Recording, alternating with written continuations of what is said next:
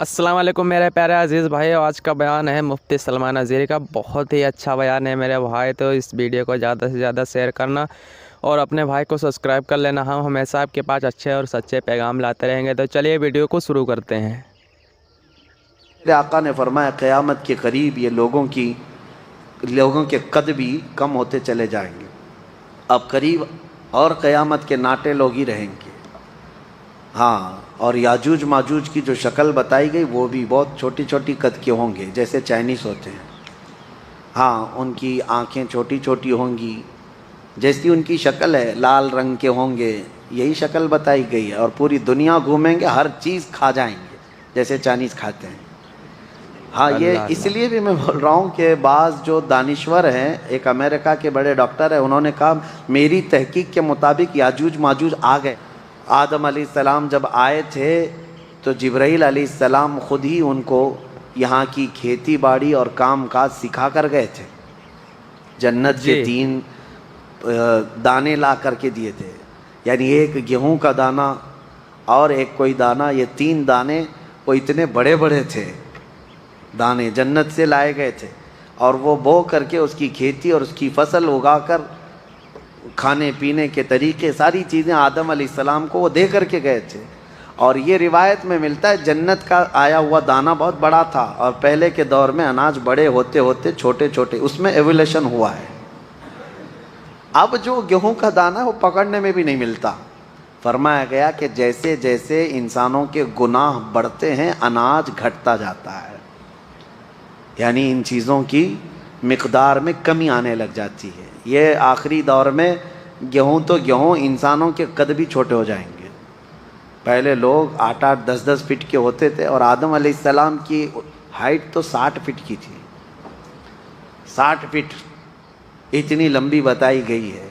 तो पहले के दौर के बाद ये जो घटती हुई आई है।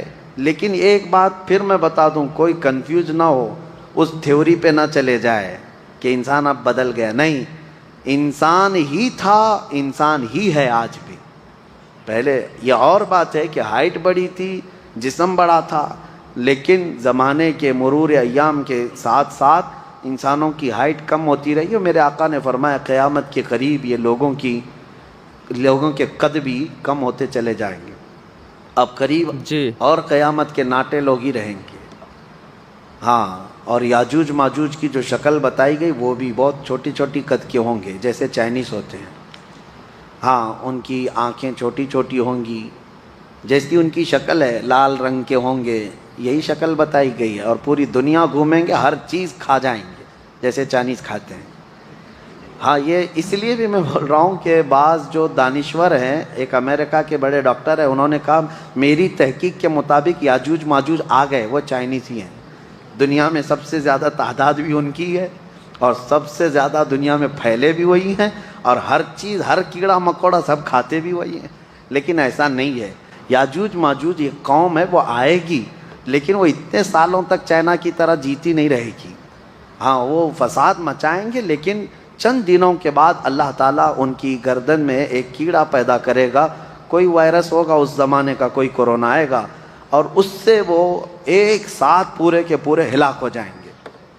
और जो डॉक्टर साहब अमेरिका के जो मैं कह रहा हूँ, वो बड़े दानिश्वर हैं, मुस्लिम स्कॉलर हैं, उनकी थ्योरी के हिसाब से उन्होंने जो कहा याजूज माजूज ये चाइनीज़ ही हैं, इस एतबार से शायद कोरोना भी चाइना में आया, उनके और यकीन हो गया होगा, उनको और यकीन हो गया होगा कि हदीस में जो कहा गया, अच्छा ये जो वायरस आया ये गर्दन में ही ज़्यादा पकड़ता था, उनको और ज़्यादा यकीन हो गया होगा। लेकिन यकीन उनको उस वक्त फेल हो जाना चाहिए कि चाइनीज़ मरे ज़्यादा नहीं है, लेकिन याजूज माजूज पूरी की पूरी कौम ख़त्म हो जाएगी। बहरहाल बात इधर उधर ना जाए, कद जो है कम होता चला जाएगा क़यामत के करीब। आदम अलैहिस्सलातु तस्लीम की खिलकत का ये पूरा वाक़या आज सूरतुल आराफ में हमने मुलाहिज़ा किया है।